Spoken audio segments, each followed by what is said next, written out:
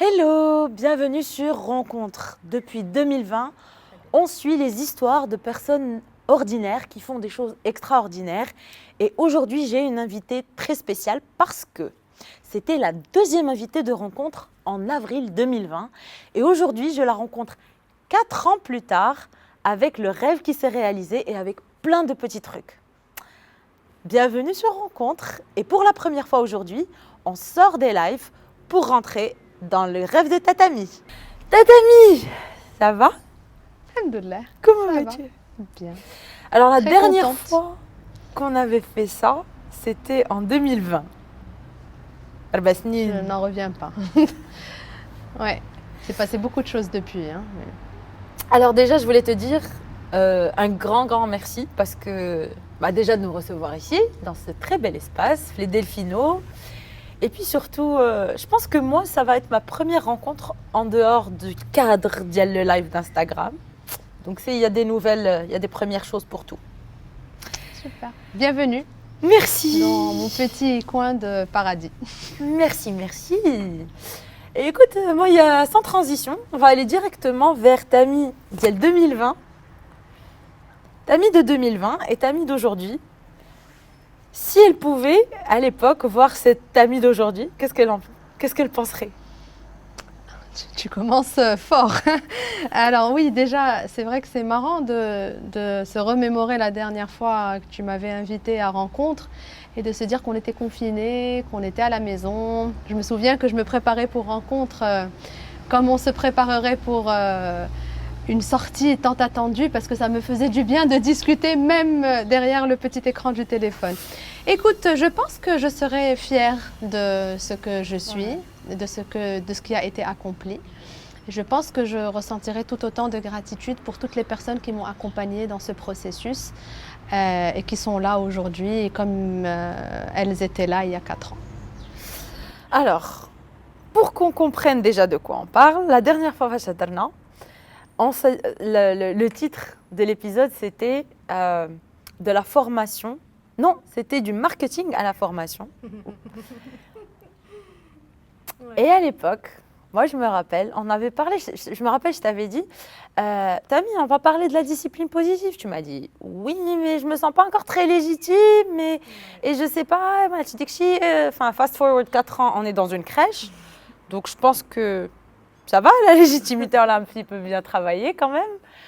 Non, mais très sincèrement, c'est juste, justement, si tu peux juste peut-être nous raconter un petit peu ce qui s'est passé pendant ces 4 ans pour qu'on aboutisse aujourd'hui à chez Tatami. Alors, ok. Au fait, il s'est passé beaucoup de choses. Il s'est passé énormément de choses. Le fait de travailler dans l'éducation et dans le monde de la petite enfance est un projet qui a toujours résonné en moi, qui a toujours été là. Qui est parti, puis revenu, puis parti, puis disparu, puis revenu. Mais je savais, et j'ai toujours quelque part peut-être visualisé cela, qu'un jour ça devrait arriver d'une manière ou d'une autre. Il y a eu plusieurs tentatives à plusieurs fois tout au long de ma vie professionnelle qui n'ont pas abouti. Celle-ci, alhamdoulilah, a abouti. Tu sais, c'est le genre de question auquel il est très difficile de répondre parce que réaliser quelque chose est un cheminement et c'est une rencontre de plusieurs facteurs. L'arrivée de mes enfants est certainement l'un des facteurs qui a, on va dire, le plus accéléré le processus de réalisation du rêve. Parce que quand on a des enfants, Rim aujourd'hui a bientôt 8 ans, Adam en a bientôt 2. Quand on a des enfants, on a envie de devenir la meilleure version de nous-mêmes pour nos enfants, pour les inspirer et pour rentrer avec une bonne énergie à la maison. Ensuite, c'est des rencontres, c'est des gens qui nous inspirent, c'est des gens qui nous poussent. C'est des gens qui nous conseillent telle formation, c'est des gens qui nous dégoûtent de quelque chose et donc on comprend qu'on n'a pas envie de rester dans ce quelque chose qui ne nous convient plus. Et puis c'est la rencontre avec soi aussi. Je pense que le travail sur moi m'a beaucoup aidée dans le sens où quand on s'est rencontrés en 2020, c'était du marketing à la formation. C'était une première rencontre avec moi-même parce que ma formation à la base était une formation en marketing. Quand j'ai travaillé dans le marketing, j'ai tout de suite compris que ça ne me convenait pas. Donc quand ça ne me convient pas, j'essaye de passer à autre chose. Je me donne les moyens de passer à autre chose. Et donc j'étais passée à la formation. Une période de ma vie que je chéris, que j'adore, qui m'a permis de grandir, d'apprendre beaucoup de choses. Et puis le jour où j'ai compris que ce que je faisais ne me convenait plus, et je me suis donné les moyens de mes ambitions, je me suis formée, j'ai investi en moi pour mieux me comprendre et pour me donner les moyens de mes ambitions. Et aujourd'hui, ma renaissance, c'est de travailler dans la petite enfance et d'être entourée d'enfants tout le temps. C'est beau de voir des rêves se réaliser quand même. Alors, en parlant de rêves qui se réalisent, moi j'ai deux questions. D'abord, qu'est-ce que tu as ressenti avant? C'est-à-dire, le jour où tu t'es dit, ok, mes étoiles se sont alignées, il y a une crèche. Là, on ne se dit pas ça. Et je sais, qu'est-ce qui s'est passé? C'était quoi ton process à toi? Bon, tu peux aussi nous raconter un peu l'histoire si tu veux. Oui. Mais vraiment, c'est-à-dire pour moi, c'est quelqu'un qui nous regarde, qui se dit, j'ai ce rêve moi aussi, Oui. mais je sais pas, c'est là, c'est en train d'attendre. Ça a attendu pratiquement 14 ou 15 ans dans mon cas. Et puis au début, ce n'était pas clair. Au début, c'était oui, j'ai bien envie de m'essayer à l'entrepreneuriat. Mais quand on se dit j'ai envie de m'essayer à l'entrepreneuriat, quand on a été salarié pendant longtemps, on se dit mais à quoi va ressembler ton projet entrepreneurial?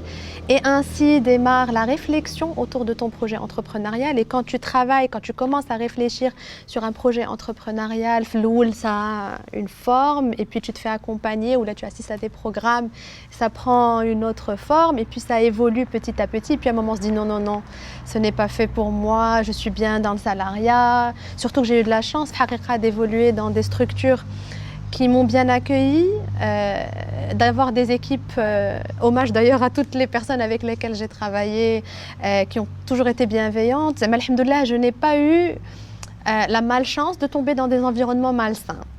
Et donc très souvent, tu as envie de faire le pas, mais après tu dis non mais attends, mais tout va bien, pourquoi Pourquoi Tout va bien, on reste, le salaire, la vie, les congés, les vacances, pourquoi aller plus loin?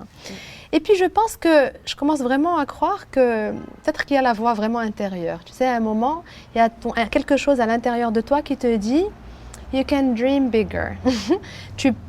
Vas-y, tu peux oser.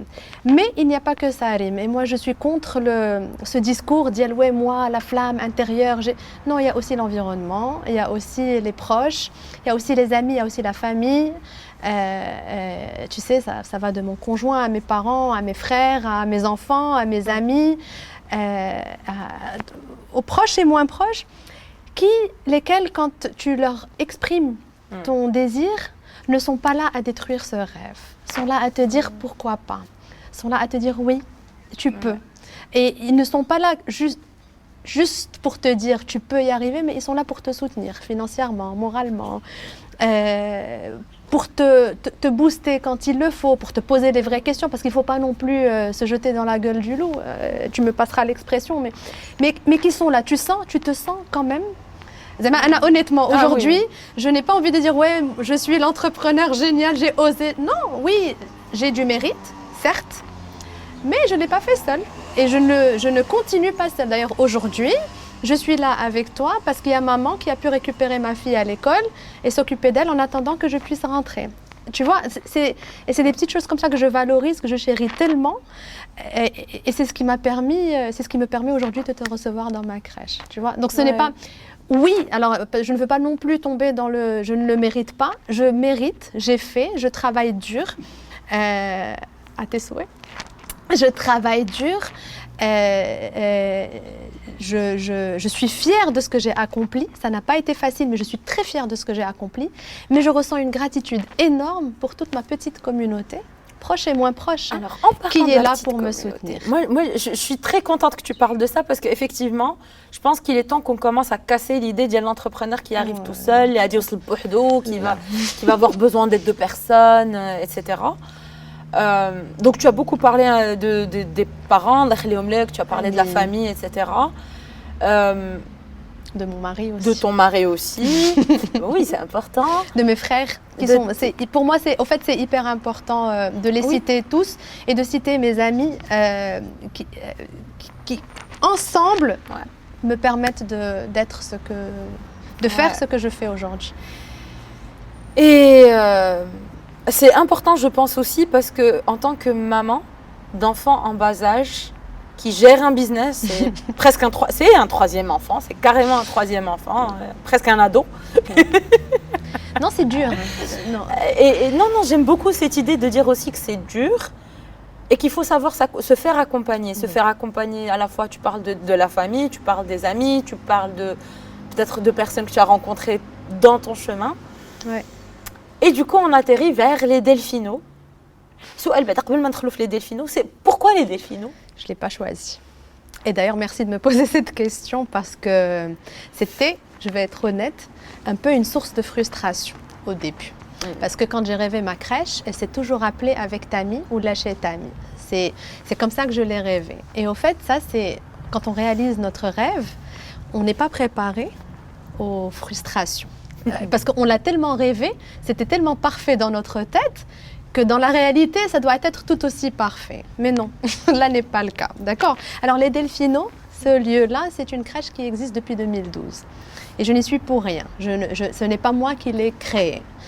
C'est une autre équipe qui a mis à jour la crèche Les Delphinos et qui l'a mis en vente en 2023. Date où moi j'avais, avec l'aide de mon père, activé les recherches pour réaliser ce rêve. Et donc j'ai acheté la crèche Les Delphinos et s'est posé la question, on garde ou pas le nom? Parce que voilà, c'est quand même un changement de stratégie, d'orientation. C'est l'une des premières, si ce n'est la première crèche qui fait de la discipline positive en classe et donc développement de compétences sociales et émotionnelles des enfants, chez les enfants. Et donc, c'est posé cette question. Et je me suis dit, écoute, si ça va devenir mon bébé, il va falloir que j'adopte le nom. Donc, c'est soit que je change, soit que j'adopte le nom. Alors, j'ai fait des recherches sur la communauté, sur les dauphins. Les dauphins. Et puis, je me suis rendu compte, et j'ai trouvé ça très beau, au fait que les dauphins, quand une maman dauphin doit partir, elle laisse son petit dauphin, son petit delphino, avec la communauté des dauphins. Et donc les autres dauphins entourent le bébé dauphin pour le protéger en attendant le retour de maman. C'est beau. Et c'est ce qui a fait que j'ai commencé à affectionner le nom de ma crèche aujourd'hui qui s'appelle Les Delphinos et qui s'appellera donc pour le moment Les Delphinos. L'aventure des Delphinos continue avec Tatami. Ouais. Si tu veux, c'est le juste milieu que j'ai trouvé. Au lieu de changer de nom, on garde le nom mais on y rajoute la touche Tatami parce que c'est une nouvelle aventure, c'est une renaissance, c'est une rencontre qui a donné lieu à une renaissance quelque part. Donc voilà pourquoi on s'appelle Les Delphinos et voilà pourquoi l'aventure des Delphinos continue avec Tatami. Ah, je trouve ça très beau. Ouais. C'est parce que quelque part, tu sais, pardon, excuse-moi, mais quelque part, les parents, quand ils déposent leurs enfants chez nous, on est là pour les protéger jusqu'à leur retour du travail ou de leurs responsabilités respectives. J'aime cette idée. Moi aussi, je l'aime beaucoup. Alors, tu as parlé de la discipline positive. Donc, je vais aller avec toi un petit peu. On va rentrer un petit peu aussi dans le métier, dans ce que tu fais, parce que je trouve ça aussi très, très intéressant comme philosophie. Alors, rassure-moi, la discipline positive, c'est pas laisser les enfants faire ce qu'ils veulent. Pas du tout. Alors là, loin de là. Ok. Loin de là. Explique-nous, s'il te plaît, ce que c'est. Alors, je vais essayer. Et d'où vient ta passion pour ça? Parce que je trouve que c'est super important. Alors, ma passion. J'ai eu ma fille en 2017. Rim est née le 24 janvier 2017. Alors, au-delà des beaux discours, c'est le plus beau jour de ma vie, c'est vrai. C'est une rencontre que je chéris et j'aime ma fille plus que tout au monde. Mais le jour où on met au monde nos propres enfants, on se pose des questions. On se dit, est-ce que je suis prête à l'accompagner? Est-ce que je suis prête à lui donner les outils dont elle aura besoin Pour être un enfant heureux et épanoui, Anna, pour moi, le critère numéro 1 de j'ai réussi ou pas dans l'éducation de mes enfants, c'est est-ce que mes enfants sont épanouis. Et donc, c'est posé avec acuité cette question. Je me suis dit, bon, je n'ai jamais été formée, au fait.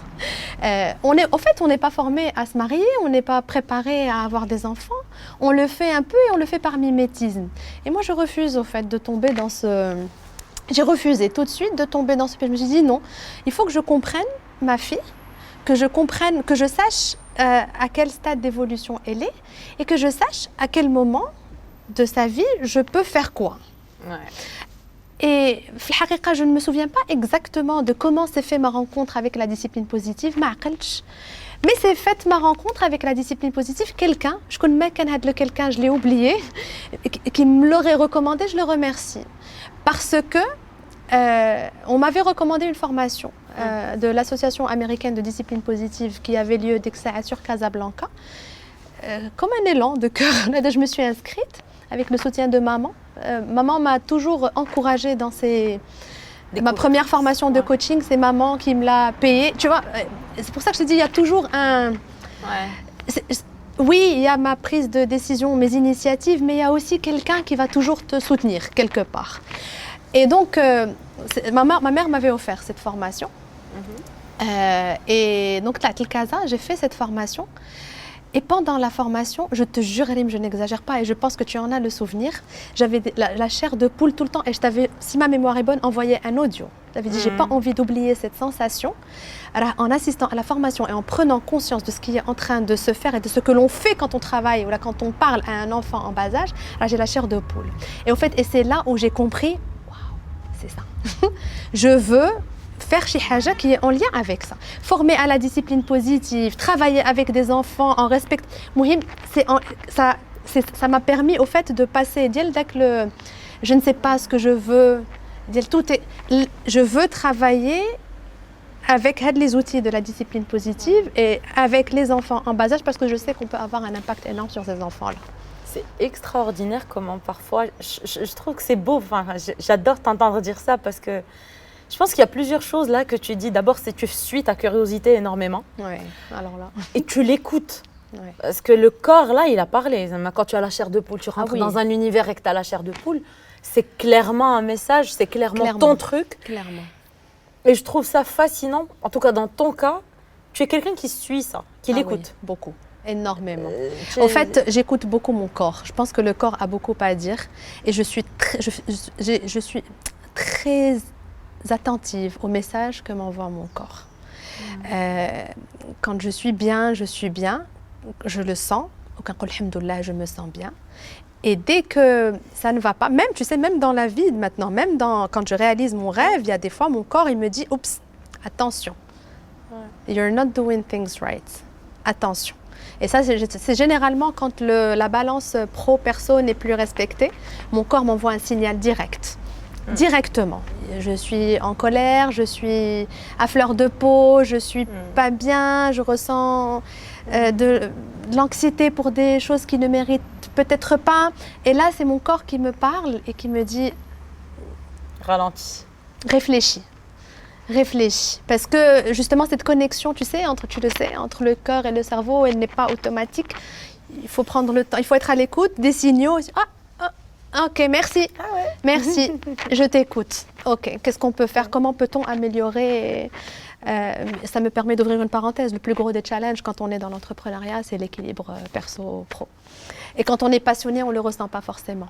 On est tellement pris dans et tellement de satisfaction dans la réalisation de ton projet de vie que des fois, tu peux passer à côté. Mais alhamdoulilah, cette intelligence émotionnelle et cette conscience de soi me permet de rééquilibrer quand il faut rééquilibrer. Ouais.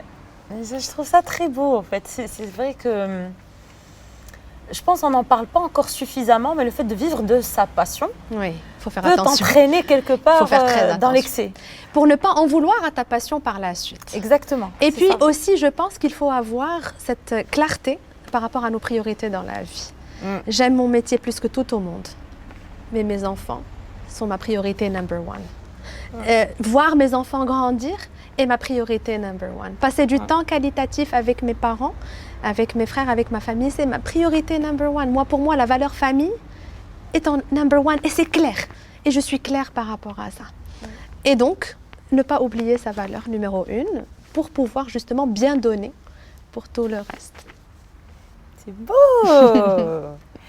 Alors, tu commences les delphinos. L'aventure commence. Tu as parlé de l'équilibre, de garder l'équilibre, mais vraiment au-delà de ça, est-ce qu'aujourd'hui, tu dirais que ta vie ressemble à ton rêve? Comment? Ça dépend des jours. Ça dépend des jours, Écoute, franchement, mais c'est pour ça que je te pose la question, parce que je pense qu'il y a une sorte de romantisation, d'idéalisation de nos rêves. Une fois que j'aurai ça, c'est bon, je serai heureuse, ce sera une colossale. Non. Comment, une fois qu'on commence à réaliser son rêve, qu'on commence vraiment à le matérialiser, je suis sûre qu'il y a une grosse satisfaction, une belle fierté, en tout cas bien méritée. Moi, j'ai vu cet espace avant et après, aujourd'hui, il te ressemble vraiment beaucoup. Mais, c'est-à-dire, moi, ce qui m'intéresse, c'est vraiment toi, comment tu le vis. Et est-ce qu'il y a des moments où tu te rends compte, tu te dis, waouh, j'ai fait tout ça. Et en même temps, je veux tellement plus. Oui, au fait, oui, tu sais, tu viens de dire, j'adore cet espace, il te ressemble de plus en plus. J'ai tout de suite eu envie de te dire, oui, mais il y a encore tellement à faire. Tu vois, et d'ailleurs, notre ami, je lui rends hommage, Smaïl, qui est en train de filmer ce podcast, en arrivant, il m'a dit, ce que j'adore, c'est qu'à chaque fois que je viens, il y a un truc de nouveau. Et je lui dis, oui, au fait, je crois que c'est l'éternelle insatisfaite que je suis. Mais c'est aussi le fait que nous soyons en mouvement tout le temps. Il faut que les choses évoluent. Alors oui, non, ce n'est pas comme ça. On idéalise beaucoup le rêve, au fait. Et dans notre tête, tout est parfait, tout est nickel, je vais avoir ce qu'il faut. Mais non, non, au fait. Et là, c'est la conclusion à laquelle je suis en train d'arriver. C'est que je pense que c'est la nature humaine, je ne sais pas. Mais ou la haine, et je suis en train de travailler sur ça, il est très difficile d'obtenir la satisfaction totale, globale. Alors, je reconnais, je sais qu'on a bien évolué, que là où j'étais il y a 2 ans, on est definitely not where I am now. Je suis très fière du chemin parcouru. Des fois, je regarde des photos, je suis, oula, alhamdoulilah, vraiment, je suis très heureuse de voir où j'en suis aujourd'hui. Entre parenthèses, je rends hommage à mon équipe, à toutes les éducatrices, à mon gardien, à ma femme de ménage, tout le monde, parce qu'ils m'ont suivi dans ce trip et ils ont été ouverts à la formation et ils se sont adaptés à cette nouvelle façon de faire. Voilà, vraiment, je tenais à leur rendre hommage parce que voilà, c'est ensemble. Tu vois, c'est cette notion d'équipe encore, je le dis et je le répète. Et donc, mon projet, des fois, je me dis, je me fixe un objectif, je l'atteins, je me dis, avec cet objectif, ça fait. Dès que j'atteins l'objectif, tu vois, alors là c'est bon, ça, oui, j'ai 10 minutes de satisfaction, 15 minutes, 20 minutes. Après, j'appelle chez واحد من l'équipe qui dit « on commence à le chantier. On commence à le chantier. Oh madame Adselina. Non. Next. What's next? Et alhamdoulilah, moi je me dis, tant que alhamdoulilah, j'ai un projet qui m'anime comme ça et pour lequel je vois toujours des pistes d'amélioration, tant mieux. Maintenant, est-ce que c'est aussi beau que dans mon rêve? Ça dépend des jours. Il y a des jours très difficiles. Il y a des journées très difficiles. Et je pense qu'il faut casser avec le mythe aussi d'elle. Non, si c'était à refaire, je le referais sans hésitation. Aujourd'hui, si tu me poses la question, je te dirais oui. Mais peut-être si tu t'es venu il y a 2 jours, je ne sais pas trop, le confort du salariat me manque. Il faut avoir cette honnêteté intellectuelle de dire les choses telles qu'elles sont vécues. Pour que les futurs entrepreneurs ou les entrepreneurs d'aujourd'hui ne se sentent pas coupables si demain ils ont cette pensée. Tu vois? Parce que moi, des fois, quand j'ai des moments où je suis très fatiguée, ou là, quand je me rends compte que c'est trop de responsabilités, ou là, tu sais, des fois, ça peut arriver. Des fois, je culpabilise. Je dis, mais attends, c'est toi qui l'as voulu. C'est toi qui as... Oui, on peut l'avoir voulu. Et changer d'avis. Ponctuellement. Et puis se reprendre, on a le droit. En fait, l'être humain n'est pas censé être linéaire. Mais, alhamdoulilah, je pense que la puissance du why est importante. Tu vois, donc, alhamdoulilah, quand je reviens au pourquoi tu as fait ça, la réponse est suffisamment forte pour me remettre sur les rails. C'est top. Alhamdoulilah. Pour le moment. On verra dans quelques années comment les choses vont se passer. Pour le moment. Mais pour le moment, alhamdoulilah. Mais pour compléter ta réponse, ma réponse à ta question, au fait, je pense que quel que soit l'objectif de vie, quel que soit le rêve que nous sommes en train de vivre, il faut avoir la conviction que les mauvaises surprises seront de la partie. C'est juste que des fois, on est tellement dans le rêve qu'on ne s'y attend pas. Et donc, la surprise, la mauvaise surprise, ça te fait mal. Moi, je pense qu'il faut juste, quoi que l'on fasse dans la vie, se dire « Something bad might happen. I will navigate it ». De la même manière que de belles choses arrivent, alhamdoulilah, pour équilibrer. Mais Anna, par exemple, quand j'ai démarré cette aventure, j'étais tellement sur un nuage que quand les mauvaises surprises sont arrivées, je n'étais pas vraiment préparée. Mais alhamdoulilah, encore une fois, il y a la communauté pour te soutenir et te ça, soulever et t'accompagner pour face the challenges sur sa vie. Magnifique. Écoute, Mesrit Bik, mais on arrive un peu vers l'atterrissage. Aujourd'hui, ton rêve est là. C'est quoi ton rêve maintenant? C'est qu'il ressemble à mon rêve de ma tête. Écoute, pour l'instant, en fait, je suis en train de le construire. Okay. Je suis en train de le construire. C'est ma deuxième rentrée. La rentrée de cette année ressemble plus à ce que j'ai envie de faire. Cette année, nous allons cheminer ensemble avec les enfants et leurs parents et mon équipe. Et on va continuer, on va avancer. Et puis j'ai encore plein de projets pour cette crèche. Donc, au fait, si tu veux, mon rêve est dans cet endroit et on va continuer à le faire grandir ensemble. Qu'est-ce qu'on peut te souhaiter? De continuer à vivre en alignement. Me souhaiter de vivre en voyant mes enfants grandir et en ayant suffisamment de temps qualitatif à passer avec eux. Et écoute, de me souhaiter de garder la belle communauté que j'ai, alhamdoulilah, et de cultiver cet esprit de gratitude que j'ai envie de le cultiver, j'ai envie d'aider les gens à le cultiver parce que je t'avoue que j'ai même envie d'en faire une bataille personnelle parce que je pense que les gens passent beaucoup à côté de leur vie en ne cultivant pas cet esprit-là de alhamdoulilah, alhamdoulilah, alhamdoulilah, zouil, alhamdoulilah, al-khayb, alhamdoulilah. C'est pas pour tomber dans le slogan, mais whatever you put the focus on grows. Donc moi, je choisis de mettre mon focus sur les belles choses, sur les belles rencontres que cet espace me permet de créer. C'est très beau. Je pense qu'on va finir sur ça. C'est un très beau message de gratitude, de alhamdoulilah. Tatami, merci. C'était la première invitée de rencontre. Donc c'est une opportunité de rencontrer des gens ordinaires qui ont fait des choses extraordinaires. Franchement, moi je vous conseille en tout cas de venir jeter un coup d'œil les Delphino si vous êtes à Rabat. Et même si vous n'êtes pas, juste par curiosité, j'ai parlez-lui. Elle est très sympa d'habitude. Non, elle est très sympa et franchement c'est aussi c'est magnifique de voir qu'il y a de plus en plus de gens qui s'intéressent à l'enfance, qui s'intéressent à l'éducation, aux enfants. Ouais. Donc, on te souhaite en tout cas tout le meilleur. Moi, je te souhaite tout le meilleur. Merci beaucoup. Merci de m'avoir reçu. Merci de m'avoir reçu.